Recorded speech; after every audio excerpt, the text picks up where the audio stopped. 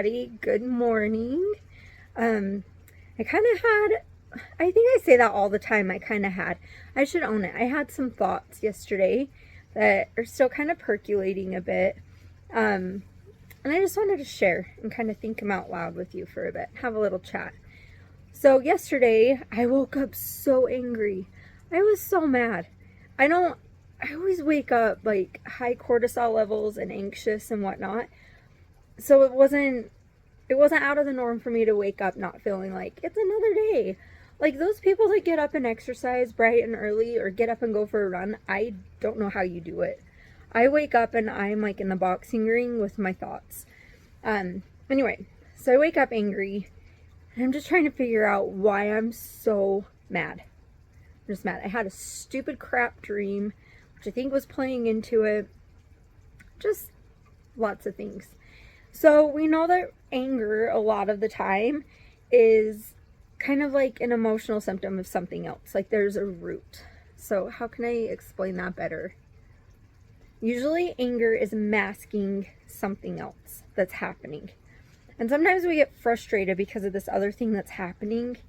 And so we get angry. We get mad. We get upset. It's understandable. So I allowed myself while I was doing some yoga to kind of think about this. What am I actually really feeling?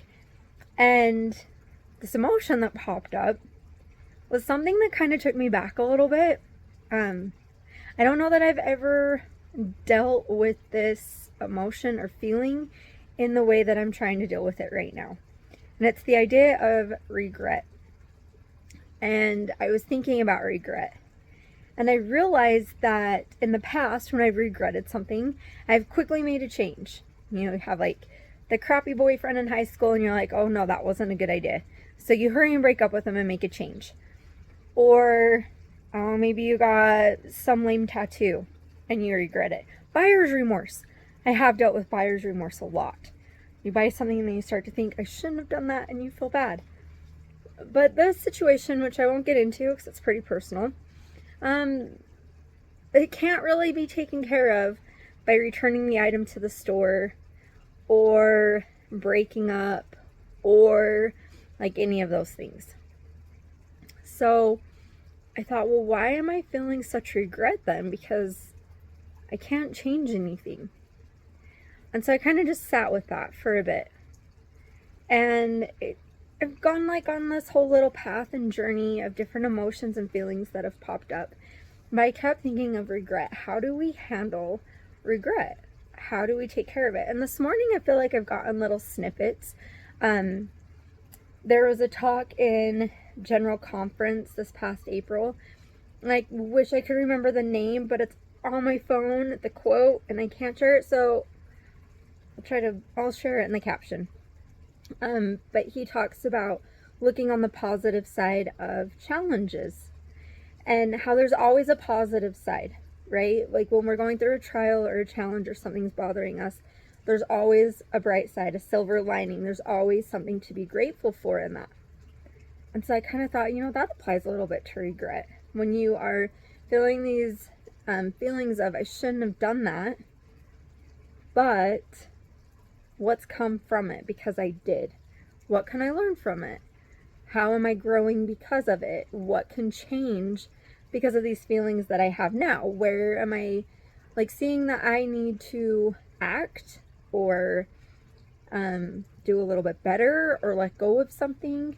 So I really like that quote popped up for me today because that made me start to see something. But then while I was doing yoga, which if you guys are into yoga, and if you don't know Yoga with Adriene yet, you should go look up Adriene on YouTube. Oh my gosh, she's been my saving grace for the last 5 years. And for some reason, it doesn't matter what yoga I'm doing. She has a yoga video for everything. It doesn't matter what one I'm doing. She always says something that I need. Coincidence? I don't think so. I don't believe in coincidences. I believe in a loving Heavenly Father that knows what I need right when I need it. So this morning I was doing a yoga. Her theme was thoughts and changing our thoughts. And during one of the poses, she mentions something about using a different muscle. Maybe we're using the wrong muscle. We need to use a different muscle. Oh my gosh, it was also on an Instagram video that I watched. I might be confusing the two of them because I know Adrian said something, and then there was a video I watched and he was saying the same thing. Yeah, using the wrong muscle and instead trying to be grateful. And so I felt like those messages both applied to regret also, because we can like go down the spiral, the shame spiral, and feel so guilty and so bad. All that's going to bring to us is anxiety and depression and stress. We're going to feel so guilty, and that's just not where we need to be. Like, we make choices, and then we get to choose if we want to. There's always a consequence, right? So we get to choose.